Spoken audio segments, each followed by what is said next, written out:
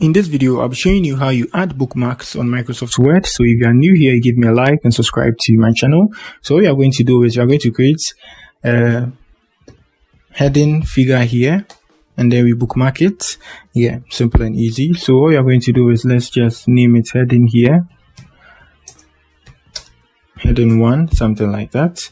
1, 2, 3, we triple tap it to select all the sentence, and then to bookmark something, you move to the insert tab here, tap on the insert, and then you see bookmark here, just tap on that, and then you give it a name. Yeah, so let's give it heading 1. You don't need to add spaces, so you tap on the add to add it to a bookmark. So we've added this to the bookmark. Good. So now we can link something to it, you get me? So let's say I'm at the bottom of this page somewhere like this, and then I add something like this to the top, or I'm trying to cross-reference.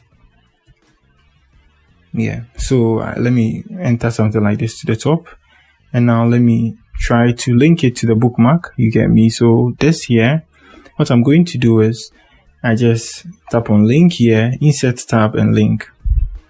Good, and then we link it to a place in this document.